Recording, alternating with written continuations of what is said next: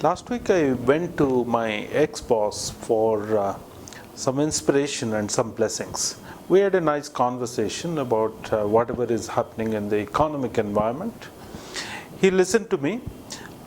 We talked about the last time that we were together in it and how we handled. But he just gave me a piece of advice. He didn't really go over what was the last time, what behaviors I did, and what worked and what did not. As I was coming back, I was feeling very happy about it. I started thinking, what was the difference, why it worked very well? We as managers are always trained to give feedback, and we think feedback works. Of course it does. We are all trained to recall a situation, describe that to our team member, talk about the behavior that the team member demonstrated and the impact that it caused. But I think this really works in situations. For example, you just had a client presentation and something went well and something did not go so well. You could all reflect back on it and talk about it, and it's a great opportunity to learn and prepare yourself for situations like this better. So as ongoing such situations happen, I think feedback works very well in this particular format. This is pretty good. But when it comes to performance appraisal, a feedback, a developmental purpose, I'm wondering whether this is really the mode which works very well. Again, another story comes to my mind. Last week I was meeting one of my ex-colleagues who is doing very well in a startup that's very high on action. He is in a CXO -1 role. He is given raving feedback about the agility, about the bias for action. He has been told that, hey, you need to think strategically.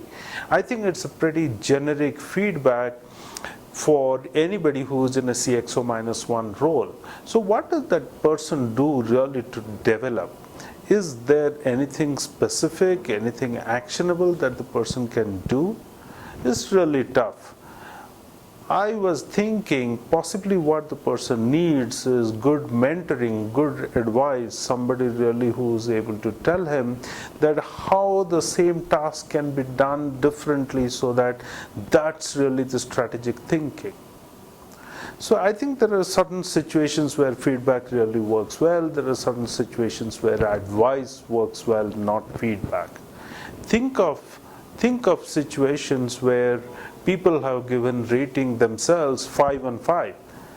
Try giving them a feedback. You know what I'm referring to. There are emotional outbursts, there are people go on defensive, they come prepared to listen only appreciation and praises. When you are trying to give them a feedback, hey, you did good job, but there were situations where your clients found you cold, or you didn't really demonstrate adequate amount of discipline in submitting your reports and things like that, it doesn't really work.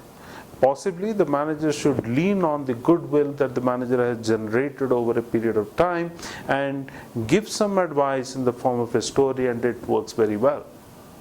I think it's about the timing when you give this feedback. A lot of organizations go wrong there by making this developmental feedback, which is very crucial for professional development and sometimes for personal development, combining this developmental conversation with performance appraisal.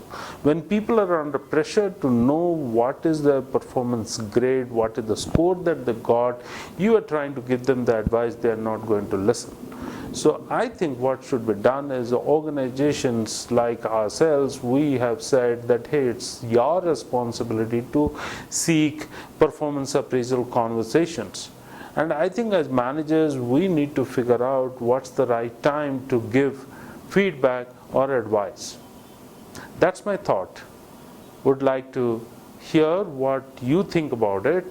Thank you very much for listening to this episode today. Thank you.